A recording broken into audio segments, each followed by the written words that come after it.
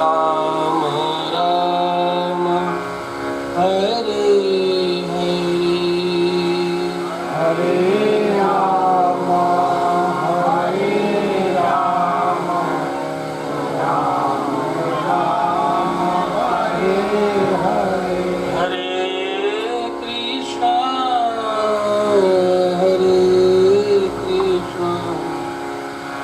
कृष्ण कृष्ण हरे हरे हरे कृष्णा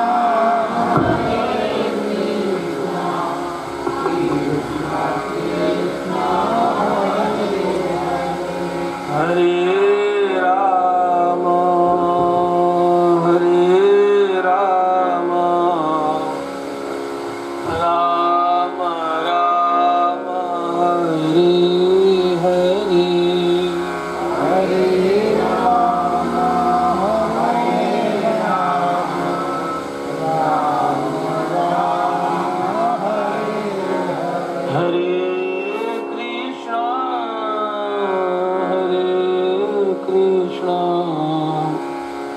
कृष्ण कृष्ण हरे हरे हरे कृष्णा हरे कृष्णा कृष्णा कृष्णा हरे हरे हरे राम राम राम राम हरे हरे राम हरे राम राम राम हरे हरे हरे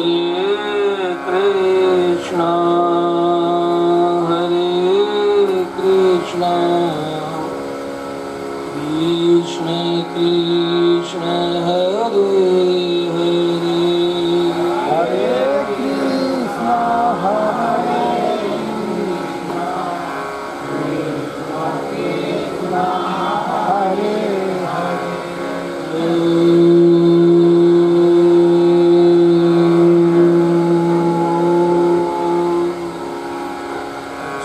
संयुरावृणिमहि गातुं यज्ञाय गातुं यज्ञपतये देवी स्वस्तिरस्तु नः स्वस्तिर्मानुषेभ्यः ऊर्ध्वं जिगातु भेषजम् सन्नो चतुष्पदे ॐ शान्ति शान्ति शान्तिः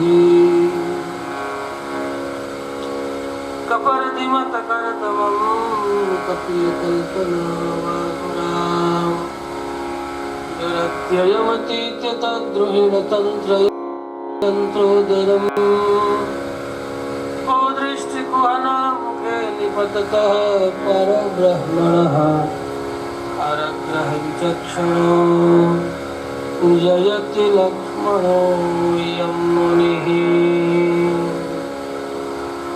नमोऽस्तु रामाय सलक्ष्मणाय दिव्यै च तस्यै जनकात्मजायै नमोऽस्तु रुद्रेन्द्रजमानिलेभ्यो नमोऽस्तु चन्द्रार्कमरुद्गणेभ्यः पूजन्तं राम रामेति मधुरं मधुराक्षरम् आरुह्य कविता शाखाम् वन्दे वाल्मीकिकोकिलम् रामं रामानुजं सीतां भरतानुजं सुग्रीवं वायुसूनं च प्रणमामि पुनः पुनः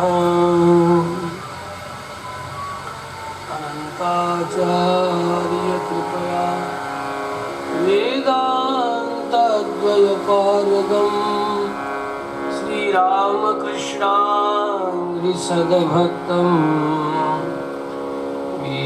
स्वक्षेन गतिं भजे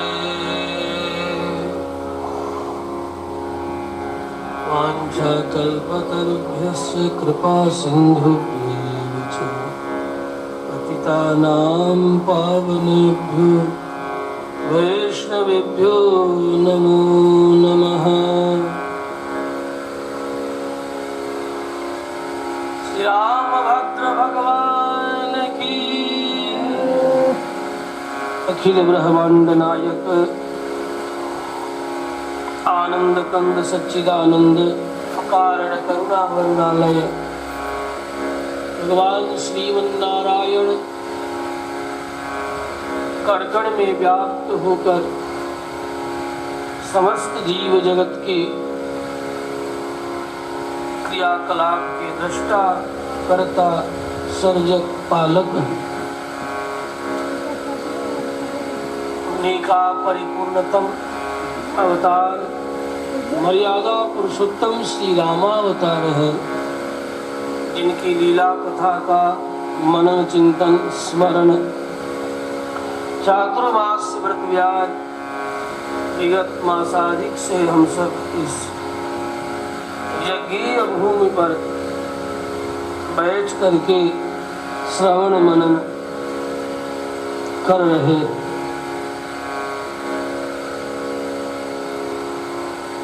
भगवान की कृपा जब होती है तभी सत्कर्म सत्संग जीवन में प्राप्त होता है।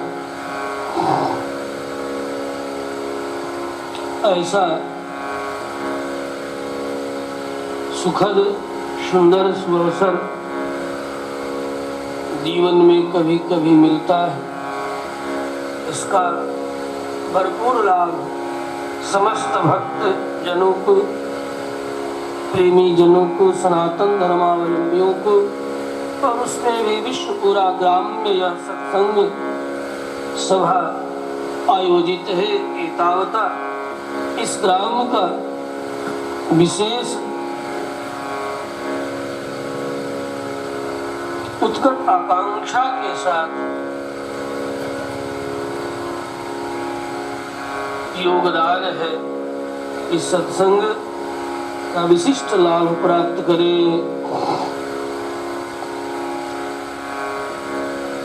भगवत कथा रस रसिक प्रेमियों, श्रद्धामयी देवियों, भगवत चरित्र श्रवण करते हुए अनुभव करते हुए हम उस प्रसंग में अवगाहन करने का यत्न करते हैं। कल आप सब अनुभव करते हुए हमने निवेदन किया गुरुदेव वशिष्ठ के द्वारा दशरथ नंदन चारों कुमारों का नामकरण संस्कार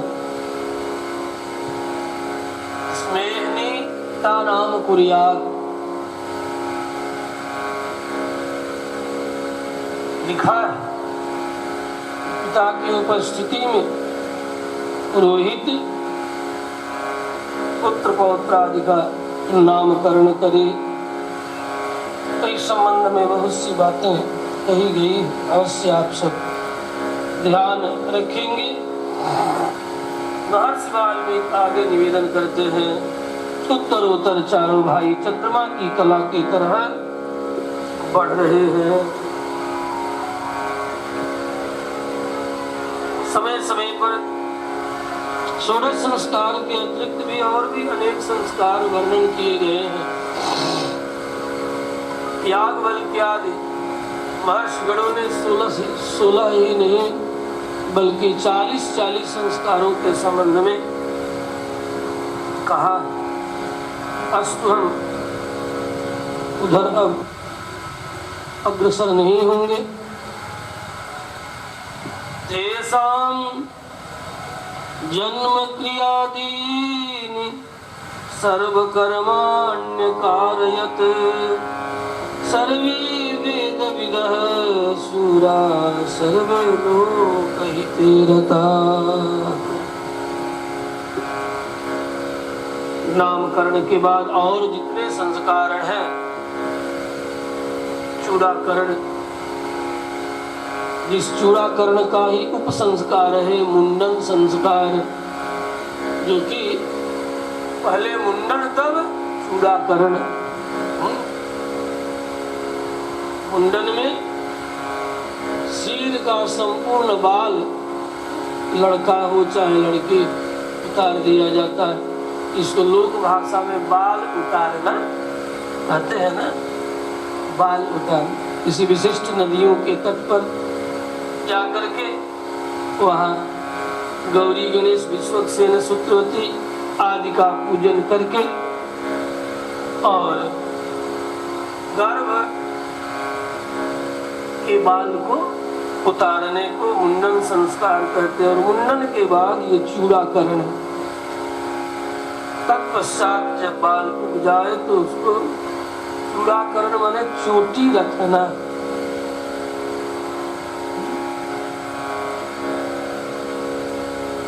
ये चोटी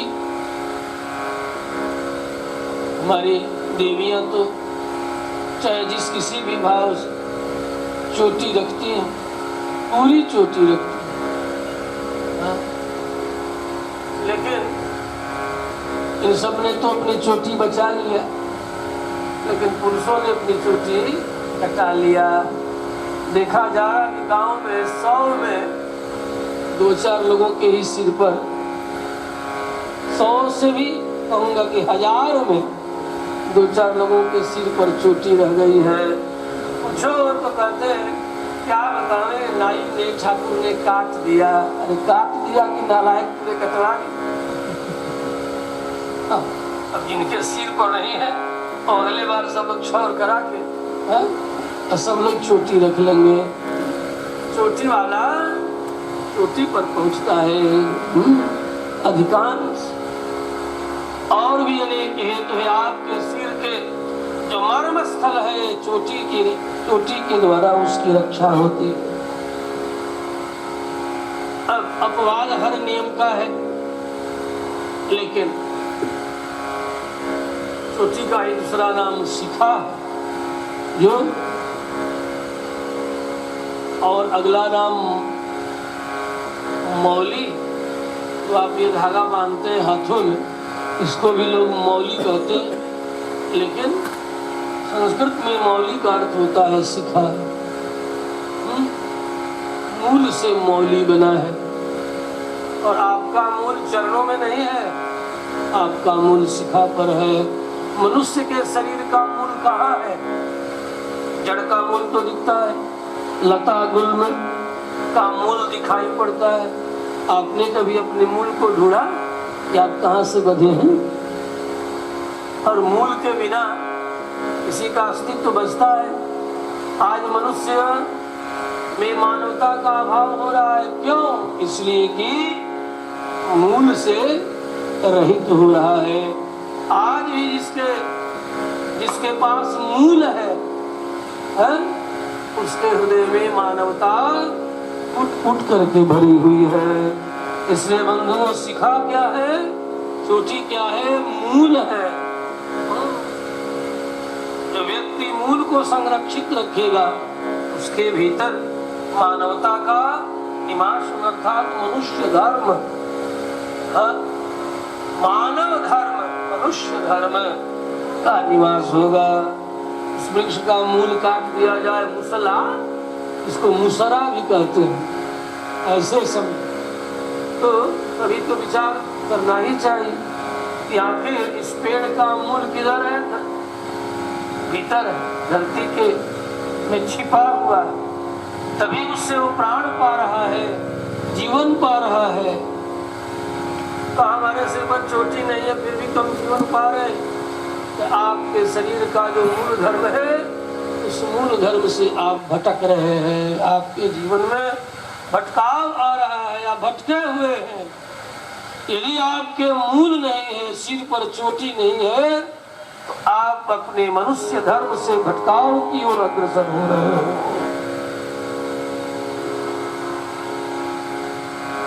श्री रामभद्र भगवान की।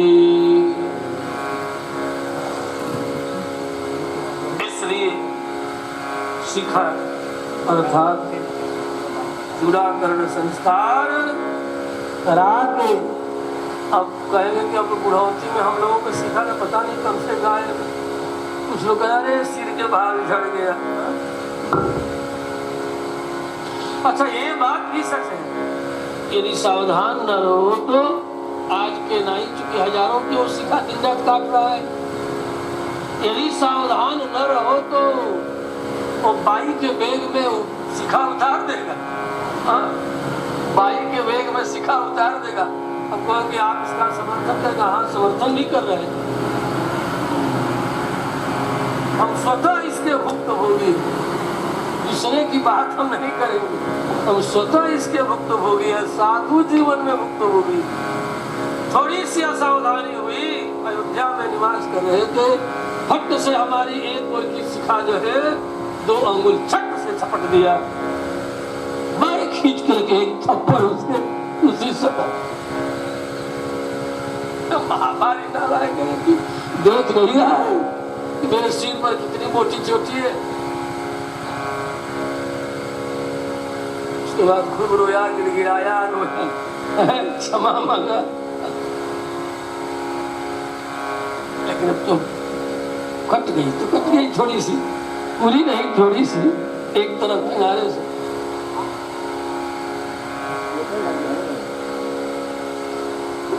राम भद्र भगवान की तो चोटी के द्वारा देखो अब तो भारत के लोग शिखा रखना छोड़ रहे हैं, और उसका कारण पश्चिमी आक्रमण और अंग्रेजियत, अंग्रेजी पढ़ना लिखना, देश की अनेक भाषाओं को सीखना, यह वैश्विक समाज में और भी भाषांतर का ज्ञान करना, ये तो बहुत अच्छी बात है, इसमें कोई बुराई नहीं। आप अंग्रेजी पढ़े, बच्चों को पढ़ावे, अपनी भाषा और अपनी मूल भाषा की ओर भी ध्यान दें, लेकिन अपनी संस्कृति और संस्कार किसी भाषा के कारण छोड़ देना, ये बहुत बड़ा अपराध है। वह व्यक्ति अपने मूल से कट जाता है। इसीलिए आपके सिर का जो मूल है, आपके शरीर का जो मूल है, चोटी आपके सिर से गायब होती रही, क्योंकि आप मूल से कट रहे। संस्कार और संस्कृति को यदि आप धीरे धीरे सी सही लोगों के प्रभाव में आकर के, समाज के प्रभाव में आकर के, विदेशी प्रभाव में आकर के यदि आप धीरे धीरे ही उसे सामाजिक बनाते चले जाएंगे तो परिणाम होगा आपके संस्कार संस्कृति सब। और जिस राष्ट्र की संस्कृति मर जाती है, उस राष्ट्र की आत्मा मर जाती है। राष्ट्र की आत्मा नदी पर्वत पहाड़ नहीं है, राष्ट्र की आत्मा वहाँ की संस्कृति है, भूभाग नहीं है राष्ट्र की आत्मा। भूमि की लंबाई चौड़ाई तो आपके अधिकार में कभी आएगी कभी जाएगी ये भूमि। यदि आप अपनी संस्कृति और संस्कार को बचा लिया है, भूमंडल के किसी भी भूमि पर आप निवास करेंगे, आप अपनी आत्मा का सर्वत्र फैलाव का अनुभव करेंगे। इसलिए बंधु समय पर, अब देखो भारत में अच्छे जो इसको टैलेंट कहा जा रहा है, अच्छे पढ़े लिखे लोग, अभी ये जो पीढ़ी आ रही है, इस पीढ़ी में जो अच्छे पढ़े लिखे बड़ी तेजी से अपनी संस्कार संस्कृति की ओर अग्रसर हो रहे हैं, अग्रसर भी हो रहे हैं। तो जितना ही एक्स्ट्राऑर्डिनरी जीनियस भारतवर्ष के लोग हैं, अपनी संस्कृति की ओर आ रहे हैं, तेजी से आ रहे हैं। इसलिए सिर पर चोटी अर्थात मूल अर्थात शिखा, यही मूलाधार है। इसके अनेक वैज्ञानिक कारण, विज्ञान सम्मत है, मनोविज्ञान सम्मत है, शरीर विज्ञान, क्रिया विज्ञान सम्मत और वर्चुअल पावर का अर्थात जो भी दिव्य शक्ति आपके चारों तरफ बिखरी पड़ी, चारों तरफ दिव्यता बिखरी हुई है, उस दिव्यता को ग्रहण करने के लिए, अपनी चेतना को उच्च स्तर में ले जाने के लिए, चैतन्य शक्ति का आकर्षण करने के लिए, चेतना की उच्चतर स्थिति में अपने आप को पहुंचाने के लिए चोटी बहुत ही अपेक्षित। ऐसे ही का इससे सुंदर उदाहरण नहीं मिलेगा। जैसे वृक्ष पादप अपने शिखा को, अपने मूल को पकड़ करके ही अपने आप को, अपने स्वरूप और स्वभाव को जीवित रख पाते, उसी तरह हम मानवों को ही अपनी शिखा, जहाँ ये शिखा रखी जाती है वहाँ आवर्त, शरीर का आवर्त दो ही जगह, एक तो नाभि में, दूसरी शिखा स्थल पर। एक केवल मात्र धर्मशास्त्र की ही बात नहीं, वर्तमान तो सिरो ब्रह्म, जिसे सेरेब्रल अंग्रेजी में कहा जाता है, अंग्रेजी में जो सेरेब्रल है, ये कभी सोचा कि किस शब्द का ये मूल है? सिरो ब्रह्म। सिरो ब्रह्म ही शब्द भ्रष्ट होके बिगड़ के बन गया सेरेब्रल। अग्र मस्तिष्क, पश्चिम मस्तिष्क, मध्य मस्तिष्क, जो हिंदी में हम कह रहे हैं। अब उससे सिरो ब्रह्म, जहाँ मूल है वहाँ आवर्त है, कई सिर के जो भाग, और उसी के नीचे आप सब और उदाहरण दूंगा। कभी किसी की कपालक क्रिया होते हुए आप देखे हैं? कपालक क्रिया कब? सब जलाते समय कपालक क्रिया की जाती है, तो कहाँ सिर को फोड़ा जाता है? वह चोटी वाला स्थान ही है, जहाँ पर एक श्वेत रंग का, अभी भी आपके मस्तिष्क में एक श्वेत रंग की तरल पदार्थ है, और जिसमें आपका प्राण निवास करता है, मूल निवास करता है। योग की भाषा में उसी को सहस्रार कहते हैं, सहस्र कमल का योग भाषा। और मेडिकल की भाषा में उसे वहीं पर हाइपोथैलेमस, एक छोटा सा जैसे कि उजले रंग की अंडा के तरह उसमें डोलता रहता है, ये तो मेडिकल की भाषा है। ठीक उसी के ऊपर ये वही सेरेब्रल, और वहीं पर शिखा है, वही मूल है इस शरीर का। उसकी सुरक्षा, उसका संयोजन किसके द्वारा? चोटी के द्वारा। उस आवर्त की रक्षा करनी चाहिए। उससे क्या होता कहा, जो कुछ भी आपके, जो बोध आपके हृदय देश से आप तक नहीं पहुंच पा रहा है, उस बोध का वह आकर्षण करता है और आकर्षित करके पुनः आपके चेतन मस्तिष्क तक पहुंचाता है। अर्थात दिव्यता का आकर्षण करने वाला ये स्थान चोटी का स्थान है। ये जो कुछ भी हमारे संस्कार है, दकियानुसीत नहीं है, अज्ञान प्रेरित नहीं है, पूर्ण विज्ञान प्रेरित है, पूर्ण वैज्ञानिक है आपका संस्कार। इसलिए बंधु, जो गया सो गया, जो छूटा सो छूटा, लेकिन जो आने वाली पीढ़ी है, जो वर्तमान है, अपने संस्कारों को जगाना चाहिए। आपको क्या बताऊं, हम कितने लोगों को जिनका 2.5 वर्ष पर कर्णवेद नहीं हुआ, कितने लोगों का मैंने कर्णवेद कराया, बुढ़ापा। बड़ा आश्चर्य, हंसी की बात आप सुन करके आपको हंसी आ सकती है। कर्णवेद का कितना बड़ा लाभ है। आप गजट उठा करके मात्र 100 वर्ष पीछे जाइए, 100 वर्ष पीछे, ना हम 100 वर्ष के हैं ना आप में से कोई 100 वर्ष का है। 100 वर्ष पीछे जाइए, आप सुनेंगे कि भारत में लाख व्यक्ति में कोई एक व्यक्ति हाइड्रोसील का रोगी होता था। अब आपको संस्कार पर कुछ विज्ञान की बातें कहती हूँ। कर्णवेद संस्कार धीरे धीरे समाप्त हुआ, और आज सबसे ज्यादा कौन सा रोग बढ़ा है? जनरल हो गया पुरुषों में हाइड्रोसील की बीमारी।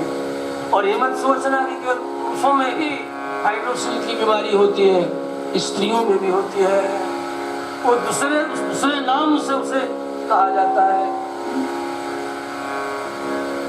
आज देखा जा रहा है कि मैं परसेंटेज मेडिकल साइंस में क्या है वो तो अपने जगह पर है। आज देखा जा रहा है स्त्रियों में एक रोग बहुत तेजी से बढ़ रहा है। वो कौन सा रोग है? क्योंकि हम तो सबका पूरे समाज का पेट है, महात्मा लोग सारे समाज के पेट और डॉक्टर लोग भी पेट होते हैं, इतना आप समझ लो। डॉक्टर भी समाज का पेट सब जानता है। और महात्मा लोगों के पास भी लोग अनेक तरह का अपना दुख सुख आदि का वर्णन करते हैं। आज स्त्रियों में सबसे बड़ा रोग का संक्रमण हो रहा है जिसको ध्यान नहीं दिया जा रहा है। तो क्या है? संतान में परेशानी बढ़ रही है, सबसे अधिक बढ़ रही है संतान प्राप्ति की परेशानी। और उस रोग क्या हो रहा है? फिलोपियन ट्यूब ब्लॉकेज, और उस ट्यूब में सूजन, उस ट्यूब में स्वेलिंग और ब्लॉकेज की परेशानी बढ़ रही है। वो भी बढ़ रही क्या है? क्यों बढ़ रही? उसका कारण क्या है? तो नथिया, ये जहाँ नाक जो छेदा जाता है, जहाँ पुराने समय की बूढ़ियों को देख ले तो बीच में भी छेदाती थी, यहाँ दोनों नाक के मध्य में। ध्यान देना देवियों, आप कोई आभूषण पहनो चाहे मत पहनो, लेकिन नाक के मध्य भाग का छेदन करने से यह संस्कार है। कर्ण वेद उसका नाम पड़ गया। कर्ण वेद ही नहीं है, नखवेद भी है। कर्ण वेद इसलिए कहा गया कि स्त्री पुरुष दोनों के लिए समान रूप से है, इसलिए कर्ण वेद का। उस कर्ण वेद में नासाक्षित्र का वेद का विधान, वह वेद संस्कार आपको आरोग्य प्रदान करता है। तो मध्य भाग के छेदन का अभाव होने के कारण आज एक और रोग बढ़ रहा है। वह रोग है मिर्गी रोग बढ़ रहा है। और उसके और भी अनेक अवान्तर दूसरे नाम वाले रोग भी बढ़ रहे हैं, जिसमें मुख्य जो है मिर्गी रोग है। और रोग क्यों बढ़ रहा है?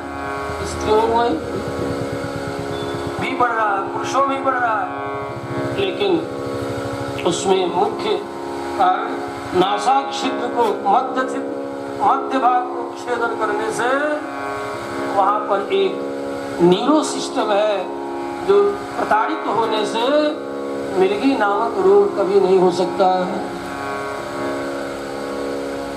और उसी से बचने के लिए स्त्रियों के मध्य नास छिद्र को छेदने का विधान और पुरुषों के लिए यज्ञोपवीत का विधान किया है, क्योंकि नाक के साथ कान का संबंध बना हुआ है।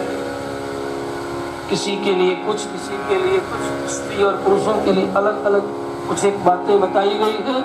उसमें हेतु शरीर क्रिया विज्ञान उसमें हेतु है, जिसके द्वारा जो कुछ भी अब तक प्रकृति ने शोधन नहीं किया है उसको हमारे ऋषियों ने समझ करके देखा कि कुछ काम प्रकृति कर गई और प्रकृति नहीं कर पाई तो कुछ कार्य अब हम करेंगे।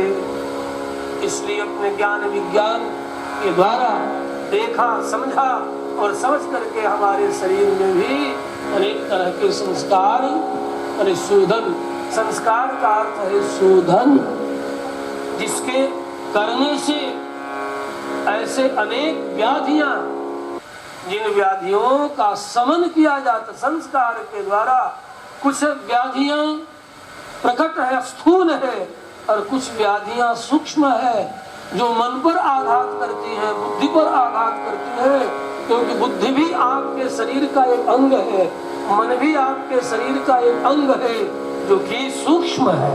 ऐसा नहीं कि मन अंग नहीं, बुद्धि अंग नहीं, वह सूक्ष्म है।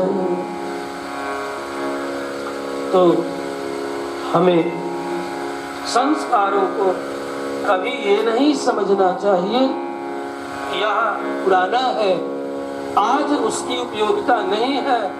पुराना है अवश्य, लेकिन आज भी उपयोगी है। केवल मात्र हमारी परंपरा में है, मात्र ये परंपरा नहीं है, बल्कि हमारे शरीर का शोधन करने वाला, शरीर को शुद्ध करके हमको दिव्यता प्रदान करता है। अनेक प्रकार के सूक्ष्म स्थूल मानस रोगों का निदान है संस्कार। इसलिए बंधुओं, समय पर संस्कार अवश्य करना, करवाना और प्रेरणा देनी चाहिए। तेषां जन्म क्रियादीनि सर्व कर्माण्य कारयत। महर्षि वाल्मीकि वर्णन करते हैं अपने गुरुदेव की आज्ञा अनुसार, तेषां जन्म क्रियादीनि, गर्भाधान से लेकर के जितने संस्कार का जो समय है, उस समय पर सारे संस्कार हो रहे हैं। उसका राम लक्ष्मण भरत शत्रुघ्न का,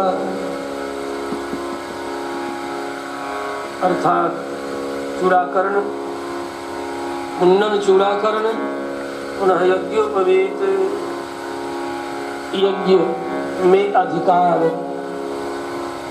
उसी को प्राप्त होता है जो यज्ञोपवीत विधि पूर्वक धारण करता है। 2 तोले का यज्ञोपवीत भारी हो गया, लेकिन 2.5 किलो का shirt pant jeans coat tie भारी नहीं हो रहा है। हाय रे दुर्भाग्य, 2.5 तोला से भी कम। मुझे तो लगता है यज्ञोपवीत का भार और कम होगा, 1 तोला भी नहीं होगा। और लाभ अनेक है। कान का संबंध पुनः मलक द्वार से भी, और भी अनेक ये सूचना प्रसारित करता है। शरीर के मनोविकार उत्पन्न होते ही स्थूल विकार उत्पन्न होता है। उन विकारों को समन करने के लिए और शीघ्रता से बहिर्गमन करने के लिए भी अपने दाहिने कान को ताड़ित करना। ताड़ित करने से अनेक प्रकार की विकृतियां, मनोविकार भी और शरीर की विकृतियों को बहिर्गमन करने में, बाहर निकालने में सुविधा प्रदान करता है। और भी अनेक है, केवल इतना ही तो स्थूल बात है, सूक्ष्म बात और अनेक है। ये पुरुषों के कंधे पर यज्ञोपवीत से उसे निरंतर स्मरण रहता है कि हम कौन है, कहा सनातनी है, हम कौन है, हम वैदिक धर्मावलंबी है, जिसका मूल है वेद। वेदों की आज्ञा क्या है? मनुष्य बनो। ये वेदों की आज्ञा है, क्या बनो? मनुष्य बनो। वेद क्या कहता है? मनुर्भावा, तुम मनुर्भावा, तुम शरीर के स्तर पर जीने वाला मत बन, तुम मन के स्तर पर और मन का भी अतिक्रमण करके आत्म स्तर पर जीन, आत्म चेतना पर, आत्म चेतना के स्तर पर जीने वाला तू है। इस बात का स्मरण भगवान वेद कराते रहते हैं। तो यज्ञोपवीत के द्वारा जब जब यज्ञोपवीत आपको दिखाई पड़ेगा, तब तब आपके मन में ये भावना जगेगी अपने पूर्वजों के द्वारा सिखाए जाने से, देखो हम वैदिक, वेद हमारा मूल है और उसी के द्वारा जितने संस्कार और हमारी संस्कृति है उसका संचालन होता है। ऐसे वेदज्ञ लोगों का समादर और स्वतः स्मरण करके उसे अपने जीवन में निरंतर स्मरण करने, कराने और उस क्रिया में परिणत करने के लिए और भी अनेक हेतु है। क्योंकि यज्ञोपवीत में नवतंत्र, नव पूर्णांक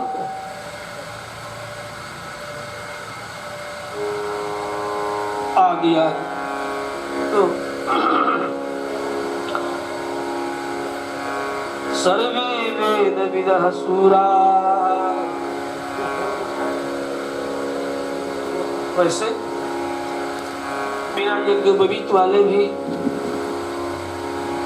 आज की दृष्टि से कह सकते हैं कि बड़े मेधावी हो रहे हैं, लेकिन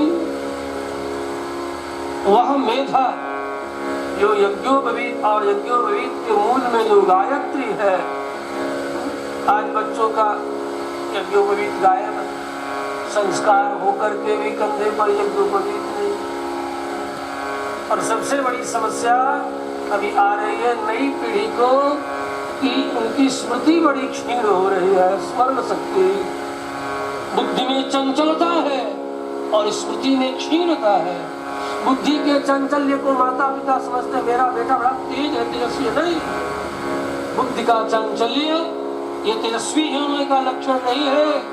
जो कुछ भी बाह्य वातावरण में घटित हो रहा है उसे धारणा सामर्थ्य यदि है तब उसकी तेजस्विता उसमें आती है। और इस तेजस्विता को बनाए रखने के लिए यज्ञोपवीत समय पर गर्भात पंचमी अष्टमी वार गर्भ से 5वें 8वें 12वें 16वें वर्ष में यज्ञोपवीत अवश्य हो जाना चाहिए। यदि ब्राह्मण के घर में जन्म लिया है तो कम 5-8 वर्ष पर, क्षत्रिय कुल में जन्म लिया है तो 8-12 वर्ष पर, 8 से 12 वर्षों पर, वैश्य कुल में जन्म लिया है तो 12 से 16 वर्ष पर यज्ञोपवीत अवश्य हो जाए।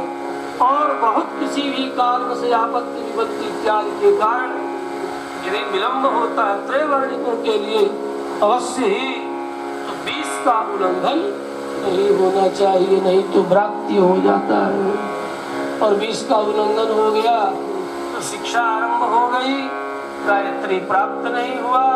जो मेधा शक्ति का ही वर्धन करने वाली गायत्री है, ये जो वर्णित स्वर है उन स्वरों का निरंतर स्मरण करने से स्मृति का जो कोश है, मेधा का जो कोश है, आपके मस्तिष्क में कई स्किल्स पावर्स माइंड्स है, कई पॉइंट माने बिंदु है आपके दिमाग में। इस शरीर खोपड़ी के भीतर उसे बार बार सक्रिय करने के लिए कुछ ध्वनियां हैं जो आपके ऋषियों ने पहले से ही मान करके देख लिया है। कितने वर्षों तक शोधन किया होगा, शोध करने के बाद कहा कि हाँ, इन व्याहतियों के साथ यदि गायत्री अर्थात प्रार्थना की जाए तो मेधा शक्ति का भी वर्धन होगा, बढ़ेगा, वो शक्ति बढ़ेगी। कहा कौन कौन से वे स्वर हैं, कहा इस व्याहतियां, ये ध्वनियां, इन ध्वनियों के द्वारा मेधा शक्ति बढ़ती है। बोलो आज का बाबा बेटा का पढ़ने में मन ही नहीं लगता। अब हम कहें कि यज्ञोपवीत करावा, अभी तक भया ही नहीं, पूरा मुस्तंड के तरह हो गया, लेकिन कोई संस्कार नहीं है। गाय बैल के तरह संस्कार कोई नहीं, पढ़ने में मन ही नहीं लग रहा है। काहे नहीं लग रहा है? संस्कार का अभाव। न कर्णवेद हुआ, न समय पर मुंडन हुआ, न चूड़ाकरण हुआ, और पढ़ने भी चल लिया, कहा कॉन्वेंट में चला गया। वहां पर सारे संस्कारों को मिटाए जाने का यत्न किया जा रहा है। और आगे चल करके क्या होगा? आगे चल करके क्या हो रहा है? हाँ, क्योंकि पीढ़ियों से आपके पूर्वजों ने अपने संस्कार को संस्कृत करके ऐसा शरीर के डीएनए में परिवर्तन कर लिया है कि एक आध पीढ़ियों से संस्कार न भी हुआ तब भी वो स्किल बना हुआ है, वह बुद्धि बनी हुई है। मत सोचना केवल आज के कारण, सैकड़ों सैकड़ों पीढ़ियों से आपके पूर्वजों ने संस्कार को संरक्षित रखा, परिणाम आपके डीएनए में वह बढ़ गया है। इसलिए कदाचित नहीं भी हुआ 2-4 पीढ़ियों का संस्कार, तब भी वो स्किल, वह मेधा, वह बुद्धि, वह प्रज्ञा बनी हुई है, लेकिन उसमें क्षीणता आ रही है। तो क्या हो रहा है? इधर पूर्व पीढ़ियों से प्राप्त जो संस्कार है, पूर्व पीढ़ियों से आज नहीं हुआ, पूर्व पीढ़ियों में हुआ, तो वो आपके DNA तक फैल गया है, जम गया है, वहां तक पहुंच गया है। तो परिणाम ज्ञान भी तो हमारे बाल बच्चे निकल ही रहे हैं। क्या निकल रहे? वैज्ञानिक निकल रहे हैं, बुद्धिमान निकल रहे हैं। तो पूर्वजों के द्वारा किए गए संस्कार का वो संस्कार उसके DNA में है, मतलब उसके गुण सूत्र में है। DNA मतलब गुण सूत्र, जिसके द्वारा गुण प्रस्फुटित होते हैं, जिसमें सारी सूचनाएं निहित है। जन्म से लेकर के मृत्यु के दिन तक ये सारी सूचनाएं कि क्या क्या परिस्थिति आवेगी तो हम क्या क्या करेंगे, ये सूचना शरीर में कहाँ है? का आपके गुण का जो सूत्र है, गुण और सूत्र। सूत्र का मतलब सूत्र ही होता है, सूत्र में धागा, क्योंकि वो धागा नुमाई होता है जिसमें गुण निवास करता है। इसलिए आज भी उसको बढ़ा करके देखा गया, वो भी सूत्राकार ही है। जैसे किसी बहुत हल्के से धागे को आप हवा में ऐसे हिला दो तो देखोगे कि उसी सर्पाकार, वो सर्पाकार हो गया हवा में। तो हल्का सा धागा उसे ऐसे छोड़ दीजिए, उस पर सर्पाकार बनेगा, त्रियक आकार बनेगा। तो गुण सूत्र का आकार भी आपके शरीर में त्रियक आकार है। सर्प जैसे चलता है वैसे ही आपके शरीर में गुण सूत्र है। तो बहुत सूक्ष्म है, बहुत सूक्ष्म है। सेल्स के भीतर जो कोशिका है, उन कोशिकाओं के का भी नियमन उसको करना है, जिसको कोश कहते हैं। एक एक जीव द्रव्य का जो कोश है, उस कोश के भीतर भी उसमें भी एक सूक्ष्म अंग है, उसके भीतर वह गुणसूत्र होता है। माइटोकॉन्ड्रियास जो है अंग्रेजी में जिसको कहा जाता है, उसके भी भीतर एक छोटा सा सूत्र है, जिसमें सारी सूचनाएं। कितनी सूचना है? ये मत सोचना कि इसी शरीर के संबंध में सूचना है। उसमें इतनी सूचना है कि कब से हमारी पीढ़ियों का आरंभ हुआ है, वहां से उसकी सूचना है। वहां से सूचना है जब से मानव जाति आरंभ हुई है, उस गुण में वहां तक की सूचना। ये नहीं कि केवल इसी के 100 वर्षों की सूचना लिए उसके शरीर में डोल रहा है। वो जब से सृष्टि हुई है तब से उसमें सूचनाएं पड़ी हुई है। और कौन कौन सी परिस्थितियां आएंगी तो ये मत सोचना इसी शरीर के DNA में, इसी शरीर के DNA से आगे चल करके वशिष्ठ का जन्म होगा, कश्यप का जन्म होगा, अत्रि का जन्म होगा। इसी शरीर के DNA में अत्रि पड़ा हुआ है, मनु जी विद्यमान है आपके शरीर में। ये मत सोचना कि मनु हमारे केवल पूर्वज थे। आपके शरीर में मनु विद्यमान है गुणसूत्र में। और जब ऐसी परिस्थिति आएगी तो आपके ही शरीर से मनु का जन्म होगा, आप ही के शरीर से वशिष्ठ का जन्म होगा, आप ही के शरीर से अत्रि का जन्म होगा। उन पूर्व ऋषियों का गुणसूत्र आपके शरीर में है। तो कहो अभी क्यों नहीं हो रहा? अभी परिस्थिति नहीं है इसलिए नहीं हो रहा है। परिस्थितियां आएंगी, क्योंकि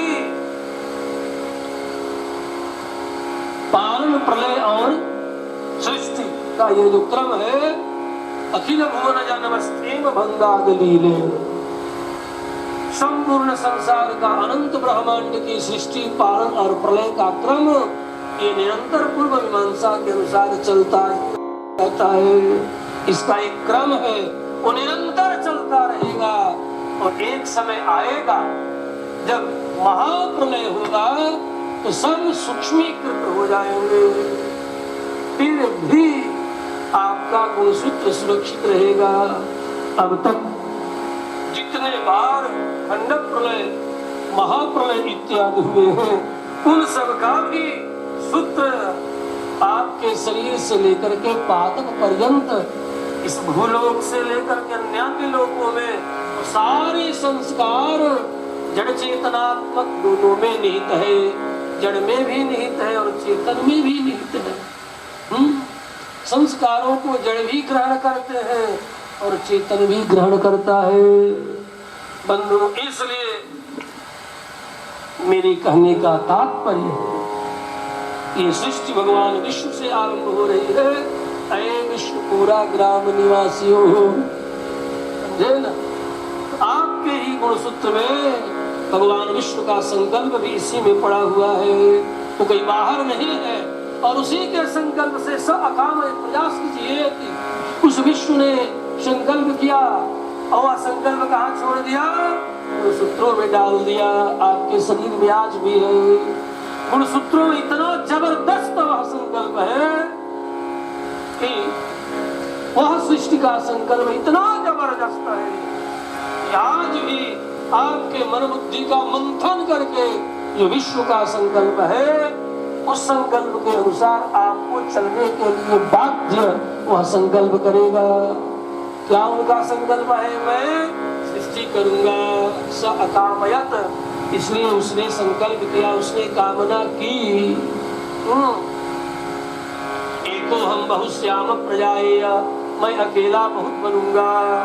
मैं अकेला, तो मैं अकेला, इसीलिए देखो सबका एक अनुभव है कि नहीं? जब संसार का ठीक से अनुभव करोगे तो ये बात एक दिन आप सबको समझ में ये बात आएगी, अरे इस दुनिया में सभी अकेले हैं। ये लगता है कि नहीं? नहीं लगता।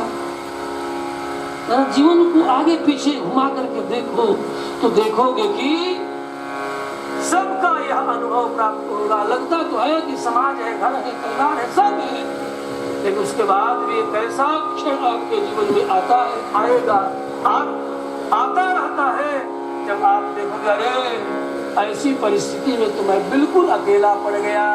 एको हम, मैं अकेला, आखिर आया कहाँ से? ऐसी बुद्धि बनी क्यों?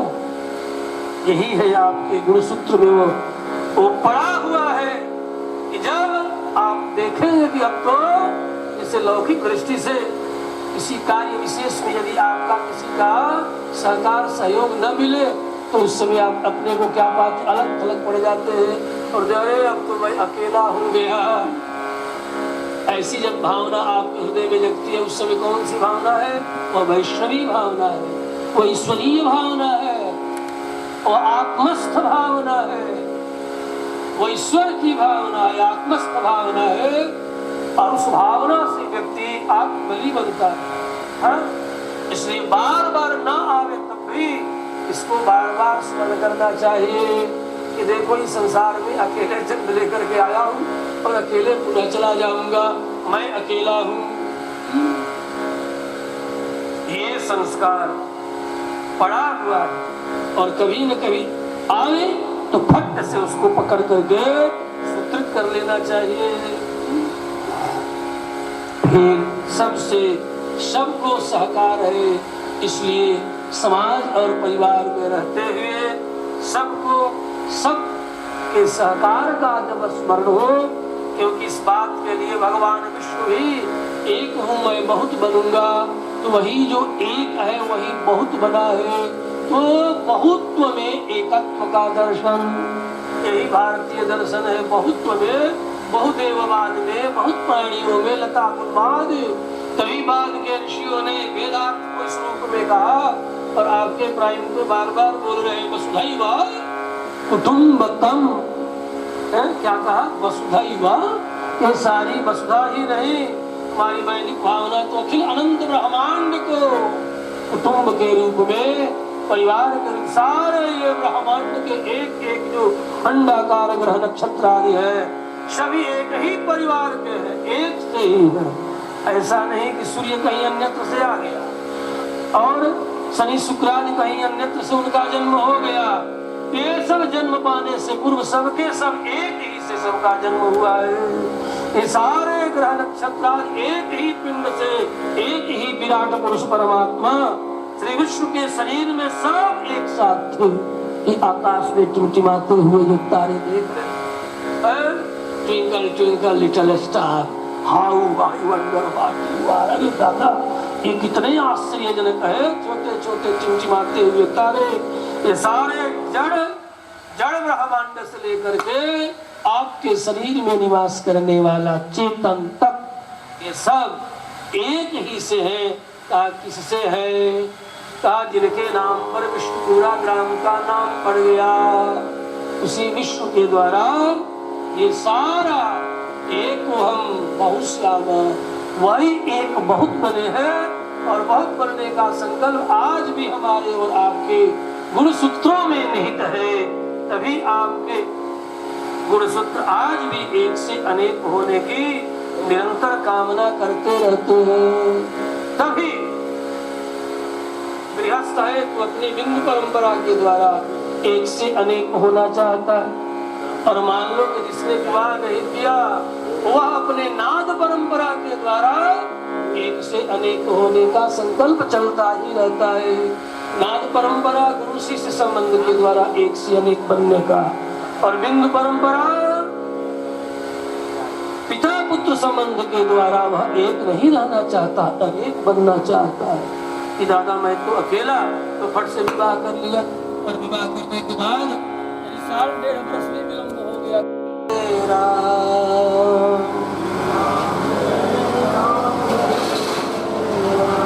श्री राम जय जय राम।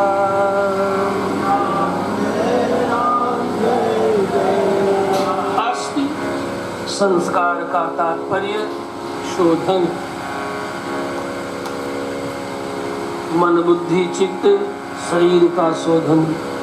ऐसे संस्कार को अपने जीवन में बंधो हमें पुनः पुनः जागृत करना चाहिए, जगाते रहना चाहिए, क्योंकि संस्कार के द्वारा ही हम मेधा संपन्न होंगे और उस प्रकार की मेधा हमें प्राप्त होगी जो मेधा जन्म और मृत्यु के चक्र से मुक्त करने में सहयोगिनी हो, उपयोगिनी हो।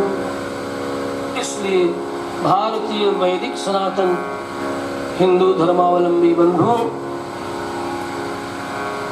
अपने संस्कार को संजोकर सुरक्षित हमें रखना है। उन्हीं सब संस्कारों के आधार पर ही तो हमारी संस्कृति, संस्कार के द्वारा ही संस्कृतियां बनती है। अब कोई संस्कार करना है तो कैसे कैसे कैसे कैसे क्या क्या करें, तो क्या हो गई, वो संस्कृति हो गई। पूरा करना है तो क्या क्या करें, कैसे करें।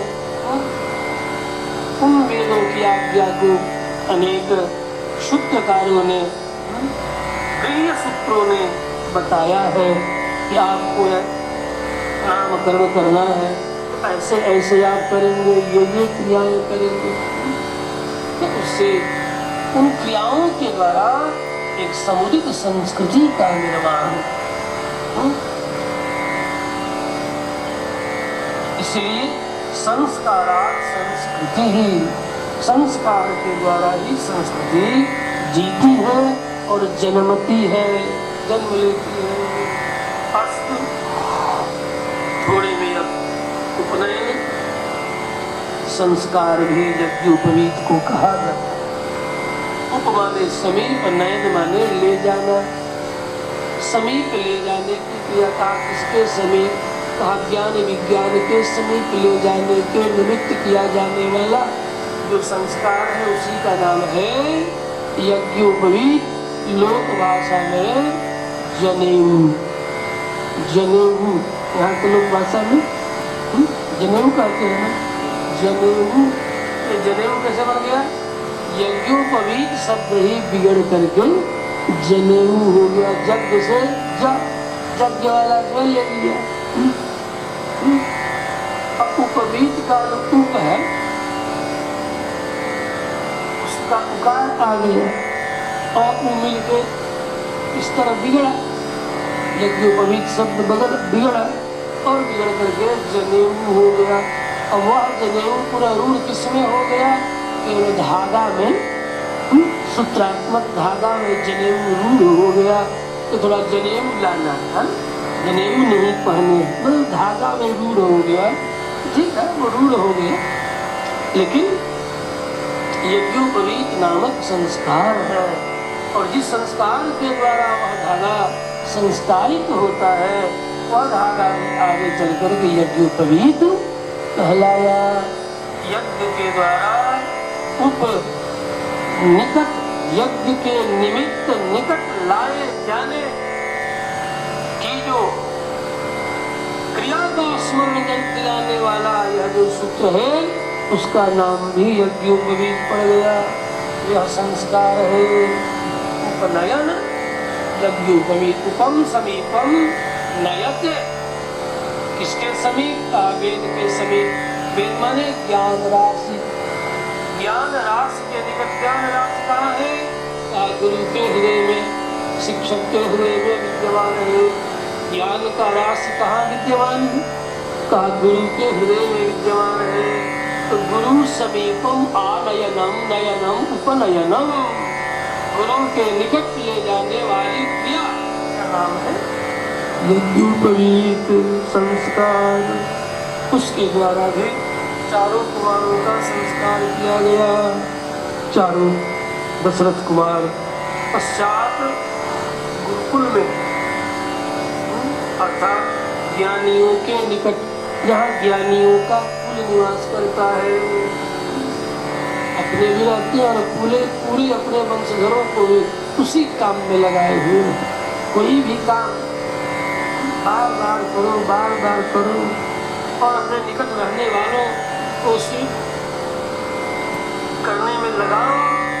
देखोगे कि कालांतर में और पीढ़ियों के अंतराल के बाद वह संस्कार उनके शरीर में ओतप्रोत हो जाएगा।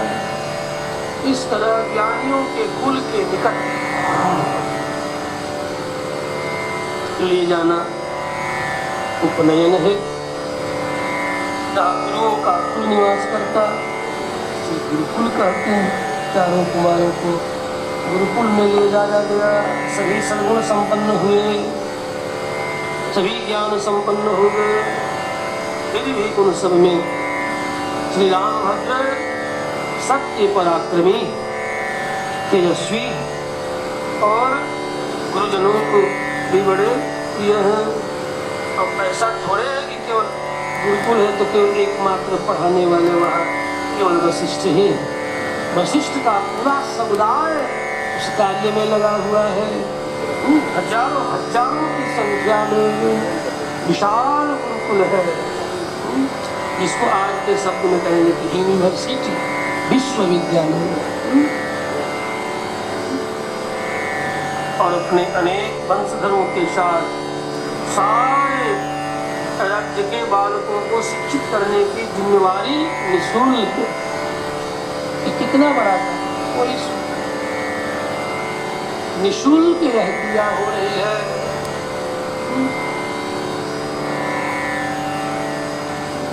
आज भी बंधुओं, जो कुछ एक को छोड़कर बहुत से आज भी ऐसे गुरुकुल हैं, इन गुरुकुलों में आज भी निःशुल्क शिक्षा प्राप्त हो रही है।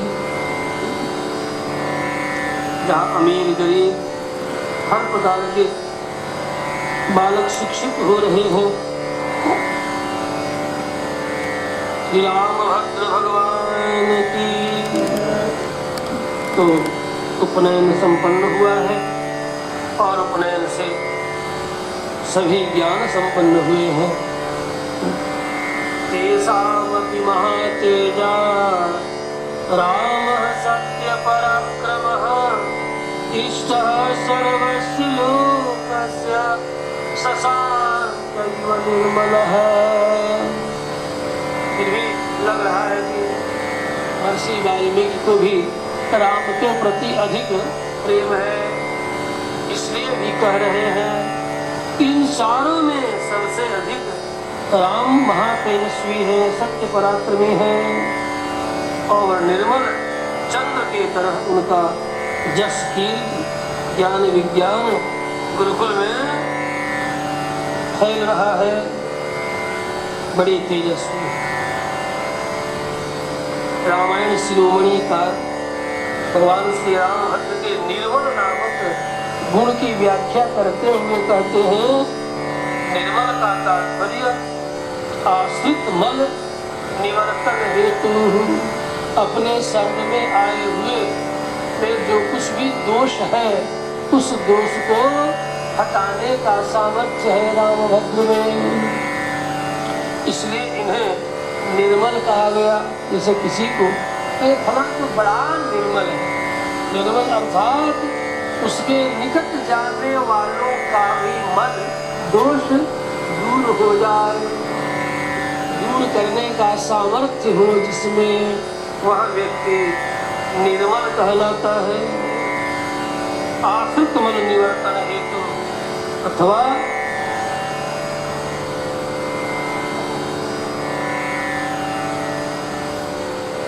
निर्गतम मह परिमाणम, जिनकी कोई सीमा नहीं है, जो असीम है, असीम परमात्मा जगदात्मा जगदाधारी आज गुरुकुल में शिक्षित हो रहा है, अपने को सीमित कर रहा है, जो परिमाण रहित है, जो सीमा रहित है। मोह का अर्थ परिमाण में है, लेकिन कहा था मोह का अर्थ जीव है, पकारार्थ जीव पुनर्काक्षरी को उसमें मह परिमाणम, तो निर्मल निर्गतम मह परिमाणम तल्लाद ग्रहणात् निर्मल, अर्थात सीमा रहित, यत्ता रहित, प्रभाव विशिष्ट। ऐसे कौन है? ऐसे सकल गुणगणों से युक्त, प्रभाव से युक्त श्री रामभद्र है,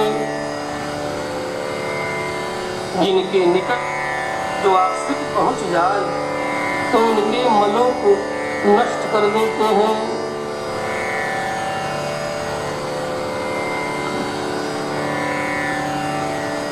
चारिव शील रूप गुण धामा, स्वामी पाक वर्णन करते हैं, चारिव रूप गुण शील धामा, तदपि अधिक सुख सागर रामा, तदपि अधिक सुख सागर रामा।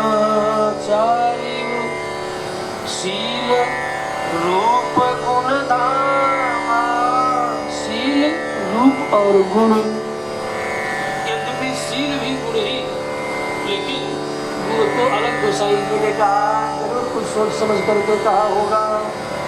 गुणैः आवर्त्यते गम्यते आवर्त्यते, गुण उसे कहते हैं जिस स्वभाव को लोग बार बार स्मरण करें। अरे फलना व्यक्ति जब तक इस यज्ञ में नहीं जुड़ेगा तब तक तो सफल होना बड़ा मुश्किल है। ऐसे यदि किसी व्यक्ति विशेष को बार बार 2, 4, 10 लोग, 50 लोग, सैकड़ों लोग उसे बार बार आवर्तन करे, तो भाई फला को जोड़ लोगे तो ये काम फटाफट हो जाए, तो उसका जो वह स्वभाव है उसी का नाम है गुण। वह जो स्वभाव है, उस स्वभाव के अभाव में किसी कार्य का संयोजन, अभिवर्धन, संगठन नहीं हो पा रहा है। उस स्वभाव के व्यक्ति को बार बार किस कारण से? स्वभाव के कारण से। तो देखो उसका ऐसा स्वभाव, यदि वह आदमी इस काम में लग जाए ना, तब तो ये फटाफट कार्य होने लगेगा। उसी गुण को ही, उसी स्वभाव को ही गुण कहते हैं। जो गुण बार बार लोग स्वभाव बार बार स्मरण करें, बार बार स्मृति में आवे, इसलिए कहा शील अलग और गुण को अलग कहा। चारिव शील, गुण और रूप, रूप भी अलग पदार्थ।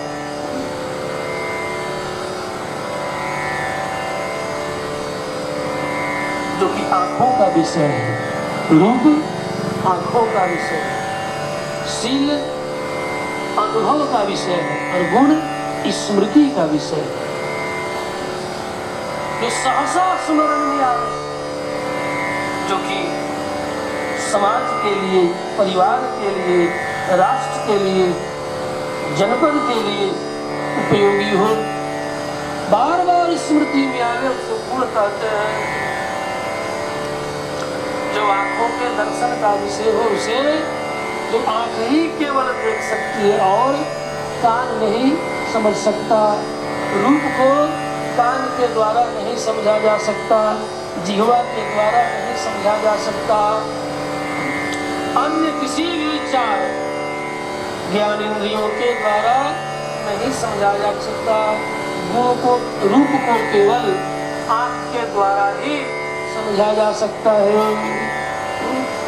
यह केवल आंख का विषय का, आंखों को भी जो अत्यंत शीतलता सुख प्रदान करने वाले हैं, जिनका स्मरण करो तो भी सुख की प्राप्ति हो, तो उसे गुण कहते हैं। जो स्मरण से सुख प्रदान करे वह गुण है, जो दर्शन से सुख दे वह रूप है, और जो शील जो अनुभव स्मृति में नहीं है, पहले का पुराना अनुभव है, पुराना अनुभव है तो उनके सानिध्य मात्र से सानिध्य की जो अनुभूति, इसीलिए शील कहा गया है। महतो मंदई सह निरंधेन संश्लेषः, मंद से मंद, छोटे से छोटे, जो कि आचार में, विचार में, व्यवहार में, रूप में, शील में, गुण में सबसे रहित है, फिर भी उसके साथ मिलजुल करके जो रहता है उसका नाम क्या है? शील। उसी को शील कहते हैं। रूपहीन भी है, गुणहीन भी है, धामहीन भी है, स्वभाव भी ऐसा कुछ नहीं है, फिर भी ऐसे व्यक्ति के साथ भी अपना गठजोड़ बना ले, उसे भी अनुभव दिला दे, ये तो देखो तो सही, हम में ऐसा कुछ नहीं, फिर भी ये हमारा कितना महत्व दे रहा है। सकल गुणों से ही व्यक्ति के साथ भी जो गुणवान है, रूपवान है, वह व्यक्ति उसके साथ मिलजुल करके और किसी कार्य को अंजाम दे दे, परिणाम तक पहुंचा दे, उसी का नाम है शील। संस्कृत के भाषाकारों ने अर्थ कर दिया, महतो मंदई सह, इतना मंद है, इतना मंद है वह व्यक्ति, फिर भी उससे मिलजुल करके रह लेता, फिर भी उसके साथ जो है बड़ा से बड़ा कार्य जो है तिनका गुण करके कर ले जाता है। उस गुण का नाम, वह एक प्रकार का गुण ही, उस गुण को शील कहते हैं। शीलम सब व्यवहारम, मंद से मंद के साथ, सकल रूप गुणहीन होते हुए भी उस व्यक्ति के साथ मिलजुल करके और उसमें भी गुणवान होने का भाव जागृत कर दो कि देखो तेरी भी समाज को जरूरत, तू भी समाज के लिए एक उपयोगी व्यक्ति है। जब तक तू नहीं लगेगा उसे भी महसूस करा दे, और उसमें जितना गुणधर्म है उस गुणधर्म को समाज के लिए, परिवार के लिए, राष्ट्र के लिए जोड़ करके उपयोगी बना देना। इतना ही नहीं, महान से महान मंद है और उसमें भी गुणाधान कर देना, उसमें भी गुण होने का स्वभाव प्रकट कर देना, भाव प्रकट कर देना, उसमें भी आत्मबल भर देना, तू भी ये कर सकता है। ऐसा आधुनिक भाषा में कहूँ, ऐसा जो मोटिवेशनल इस प्रकार का जो मनोवैज्ञानिक हो, जो मन के विज्ञान का दर्शन प्राप्त करके और किसी सामान्य में भी वह गुणधर्म निहित करने, जोड़ दे, भर दे, इस गुण का नाम शील है। अपने चाहे कितना भी बड़ा हो, धन में, मन में, तन में, बल में, शक्ति सामर्थ्य में, फिर भी सामान्य को साथ साथ जोड़ करके और महान कार्यों को करने में सफलता प्राप्त कर ले, उस गुण का ही नाम है बंधु शील। भगवान श्री रामभद्र के चरित्र का स्मरण करते हुए हम उनके शील का स्मरण करते हैं। गोसाई जी ने भी निवेदन किया है, चारि शील प्रभु में धामा, का ये कौन का धाम है, आश्रय है? उनमें भी अधिक है कौन? कहा रामभद्र तदपि अधिक सुख सागर रामा, चारिशील रूप गुण धामा। परस्पर इन चारों भाइयों का स्नेह भी बंधुओं देखने लायक है, समझने लायक है, स्मरण करने लायक है। राम का प्रेम सबके प्रति है, फिर भी अन्य तीनों भाइयों में राम के प्रति अधिक आकृष्ट है लखनलाल, और भरत के प्रति अधिक आकृष्ट है शत्रुघ्नलाल। स्थिति ये है कि यदि बचपन से ही राम भद्र के पालने के निकट, बचपन की जरा बात स्मरण करें, लखन का यदि पालना न लगाया जाए तो लखनलाल रोते रोते अपना बुरा हाल कर लेते। और जब ही भैया सुमित्रा लक्ष्मण को राम भद्र के चरणों के नीचे, चरणों के पास में ले जाकर के लिटा देती, सुला देती, तो वही लखन का रोना बंद हो जाता। और राम जी जो उदास रहते वे भी प्रसन्न हो जाते, फिर खिला करके हंस पड़ते।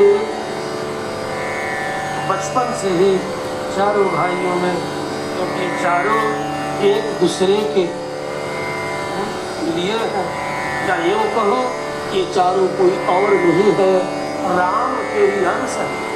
वैसे भी सकल जीव राम का ही अंश है। भरत शत्रुघ्न लक्ष्मण हो ये कोई आश्चर्य नहीं, हम सभी जीव राम के अंश है, परब्रह्म के अंश है, परमात्मा के अंश है, ईश्वर अंश है। इसलिए जीव का रक्षण करते हुए कहा ईश्वर अंश। इसमें स्त्री पुरुष का, मादा मेल फीमेल का कोई भेद नहीं है। ईश्वर अंश जीव अविनाशी, चेतन अमन सहज सुख राशि। ईश्वर अंश, जब सभी जीव ईश्वर के अंश है तो भरत शत्रुघ्न और लखन को क्या कहना, ये तो अंश से भी कुछ अधिक है। कहा क्या अधिक है? ये तो भगवान श्री राम भक्त के दिव्य मंदिरमय विग्रह के अंग है। इन्हें तो अंश न कहा करके हम अंग कहेंगे। शत्रुघ्न साक्षात इनके चक्र है, भरत शंख के अवतार है, शत्रुघ्न चक्र के अवतार है, शेष के अवतार लखनलाल, जिस शेष पर निरंतर शयन करते हैं, शेष साई भगवान श्री हरि।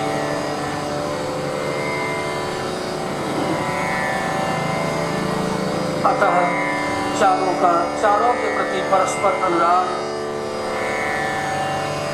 विलक्षण है। इतना ही नहीं, सभी माताओं के प्रति चारों भाइयों की समान निष्ठा, संपूर्ण माताओं का ही चारों बालकों के प्रति समान अनुराग। सभी माताएं जानती हैं ये चारों हम सबके पुत्र हैं। सभी यही मानती हैं, कौशल्या इत्यादि रानियां, कि हम एक पुत्र की माता नहीं, हम सबकी सब चार बेटों की माँ हैं। इसलिए चारों ये मनाती रहती है राम लक्ष्मण भरत शत्रुघ्न को कहीं कुछ हो न जाए। श्याम गौर सुंदर छवि जननी तीन तोरी, कहीं नजर न लग जाए, ये मनाती रहती है सभी माताएं। इसलिए इनका तोड़ तोड़ करके अपने आंचल से इनका नजर उतारती रहती है, कहीं किसी को, अरे औरों की तो और माताएं स्वतः डरती रहती है कहीं मेरी ही नजर में लग जाए। राम लखन भरत शत्रुघ्न इतने सुंदर, स्वभाव से भी, रूप से भी, गुण से भी, कि कहीं मेरी ही नजर में लग जाए, मेरी ही आंखों की नजरें कहीं राम भक्त लखन शत्रुघ्न को न लग जाए। इसलिए इनका तोड़ तोड़ करके और उनके चारों तरफ घुमा घुमा करके और अग्नि में जलाती रहती है। और भी अनेक तरह के नजर उतारने की वस्तुएं, लोन और राई, नमक और राई। देखो ये नजर उतारना इसका भी विज्ञान है, ये केवल अंधविश्वास नहीं है। ऐसे ऐसे सूक्ष्म व्याधियां हैं। आज भी ये प्रसिद्ध है, नजर का लगना और नजर का उतरना आज भी प्रसिद्ध है।